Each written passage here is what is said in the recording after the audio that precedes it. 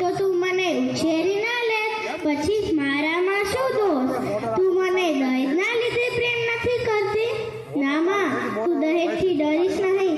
આ બધી તો એક ભૂલભુલામણી છે. થોડીક તું કોશિશ કરજે, થોડીક હું કોશિશ કરીશ, પછી દહેજની કોઈ મોટી વાત જ નહીં રહે. હું મોટી થઈને મારા પગ પર થઈશ. જો માં, મારા હાથમાં મહેંદી લાગશે, શરણાયો વાગશે, તારા આંગણામાં હું એક પંખી બનીને ઉડી જઈશ. તું મને અત્યારથી ના ઉડાડ. અત્યારે હું તારું પ્રેમ ઈચ્છું છું. પુત્ર માટે થઈને માસૂમ પુત્રીનું બલિ આપવું તે કેટલા ઉધી હદ છે. ઠાકરડે, તે મહાન પાપ છે. તારા પુત્ર માટે જ નહીં, મારી પ્યારી માં આવું ક્યારે ના થવા દેતી. બસ માં, હવે તો બસ કર.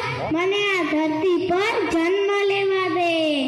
મને મારીશ નહીં, મને કરમાવીશ નહીં, પરંતુ કોણ જાણે કે પુરુષ સ્ત્રી સમાજના જાતિ નિયમમાં વલાણો સામે હથિયારો હેઠા મૂકી દીધા છે.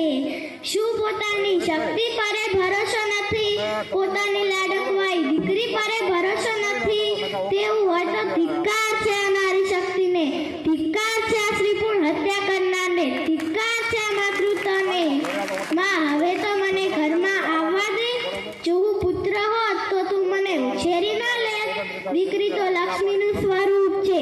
દીકરીની ઝગમગતી દૃષ્ટિ સામે લાખો સૂર્યના કિરણો પણ ચાંખા પડી જાય છે. માતા એ વાત્સલ્યનું ઝરણું, પત્ની એટલે કે પ્રેમનું ઝરણું, પણ દીકરી એટલે કે વહાલનો દરિયો કહેવાય છે.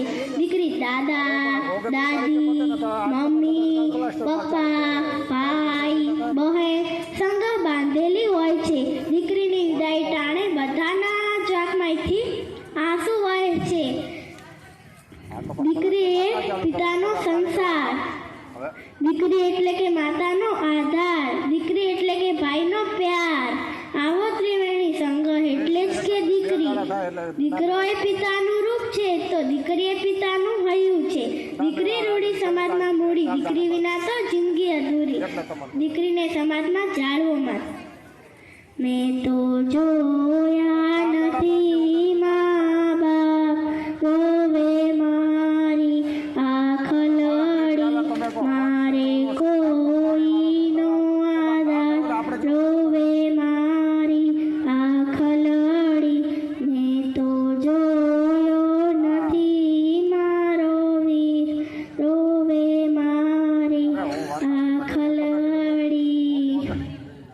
હું માનું છું અત્યાર સુધી એક સ્ત્રીની મંજૂરી વગર કોઈ ડોક્ટર કે પુરુષ તેની હિંમત છે કે તેની કોકને હાથ પણ લગાવી શકે.